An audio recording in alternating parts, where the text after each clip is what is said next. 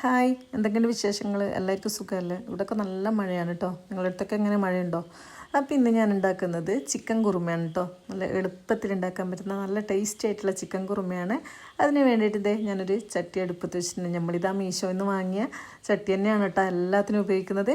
കുറച്ച് എണ്ണ ഒഴിച്ചിട്ട് അതിനകത്തോട്ട് കറുവാപ്പട്ടയും ഗ്രാമ്പും ഇട്ട് കൊടുത്തിട്ടുണ്ട്. ഒരു ഏലക്കായും 1-2 ഏലക്കായ കേട്ടോ. അതിനുശേഷം ഒരു 2 സവാളയാണ് എടുത്തിട്ടുള്ളത്. ചെറുതായി അരിഞ്ഞെടുത്തതിന് ശേഷം അതിനകത്തോട്ട് കുറച്ച് ഉപ്പ് കൂടി ഒന്ന് ഇട്ട് ഒന്ന് വഴറ്റിയെടുക്കുന്നുണ്ട്. പിന്നെ ഇഞ്ചി വെളുത്തുള്ളി ഇട്ട് കൊടുക്കുന്നുണ്ട്.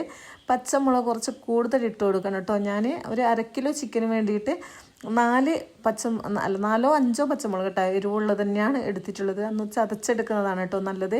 ഒന്ന് നമ്മുടെ ഉള്ളിയൊക്കെ നന്നായിട്ട് വഴണ്ടി വന്നതിന് ശേഷം നമുക്കതിനകത്തോട്ട് തക്കാളി ചേർത്ത് കൊടുക്കാം. തക്കാളി നന്നായിട്ട് വഴണ്ടി വരുമൊന്നും വേണ്ട. ലാസ്റ്റ് ടൈമിൽ തക്കാളി ചേർത്ത് കൊടുത്താൽ മതി.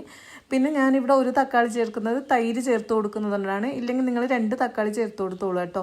പിന്നെ കറിവേപ്പില ഇട്ട് കൊടുക്കുക. അതിനുശേഷം നമ്മൾ ചിക്കൻ ഇട്ട് നന്നായിട്ട് തന്നെ മിക്സ് ചെയ്ത് കൊടുക്കുക. അതിനുശേഷം ആവശ്യത്തിനുള്ള ഉപ്പ് കൂടി ഇട്ട് കൊടുക്കാൻ മറക്കല്ലേ.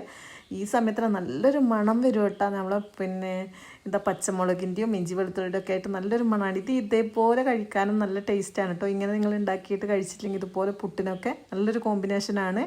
ഇനിയിപ്പോൾ നമുക്ക് അടച്ച് വെച്ച് വേവിച്ചെടുക്കാം. വേറെ വെള്ളമൊന്നും ഒഴിച്ചു കൊടുക്കണ്ട. ചിക്കൻ വരുന്ന വെള്ളത്തിൽ തന്നെ വെന്ത് വന്നോളൂ കേട്ടോ. പിന്നെ ഞാൻ നേരത്തെ പറഞ്ഞില്ലേ, കറിവേപ്പില നേരത്തെ ഇട്ട് കൊടുക്കേണ്ടതാണ്. ഞാൻ മറന്നു പോയതുകൊണ്ട് ഇപ്പോൾ ഇട്ട് കൊടുക്കുന്നേ ഉള്ളൂ കേട്ടോ. കറിവേപ്പില നമുക്ക് ആവശ്യത്തെ കൂടുതൽ അങ്ങ് ഇട്ട് കൊടുത്തേക്കണം കേട്ടോ ഉണ്ടെങ്കിൽ. പിന്നെ മല്ലിയിലുണ്ടെങ്കിൽ കുറച്ച് ലാസ്റ്റ് ടൈമിലേ ഇട്ട് കൊടുക്കണ്ടു. അത് ഓപ്ഷണലാണ്. മല്ലിയില വേണമെന്നൊന്നും ഇല്ല കേട്ടോ. ഉണ്ടെങ്കിൽ ചേർത്ത് കൊടുക്കുക. പിന്നെ ഇത് ഒരു 8 കശുവണ്ടി കുതിർത്ത് വെച്ചതും ഒരു അരമുറി തേങ്ങയും കൂടി അരച്ചെടുത്തതാണ്. അതിൻ്റെ കൂടെ ഞാൻ ഒരു 4 സ്പൂൺ തൈര് കൂടി ചേർത്തിട്ടുണ്ട്. അതാണ് ഞാൻ നേരത്തെ പറഞ്ഞത്. നിങ്ങൾ തക്കാളി ആണെങ്കിൽ 2 ചേർത്ത് കൊടുക്കുക. ഇനിയിപ്പോൾ ഒരു തക്കാളി ചേർക്കുന്നെങ്കിൽ കുറച്ച് തൈര് കൂടി ചേർത്ത് കൊടുക്കുക കേട്ടോ. പിന്നെ അത് നിങ്ങൾക്ക് ഇഷ്ടമുള്ളതുപോലെ ചെയ്യുക. അതിനുശേഷം മല്ലിയില കൂടി ഇട്ട് കൊടുക്കുക. തിളച്ച് വന്നതിന് ശേഷം കേട്ടോ, നന്നായി തിളച്ച് കുറുകിയതിന് ശേഷം സ്റ്റൗ ഓഫ് ചെയ്യാം. അടിപൊളി ടേസ്റ്റാണ് കേട്ടോ. ഈ സമയത്ത് നിങ്ങൾക്ക് വേണമെങ്കിൽ തോയിച്ച് വയ്ക്കാം കേട്ടോ. നമുക്ക് കുറച്ച് ചെറിയുള്ളിയും കറിവേപ്പിലൊക്കെ ഇട്ടിട്ട്.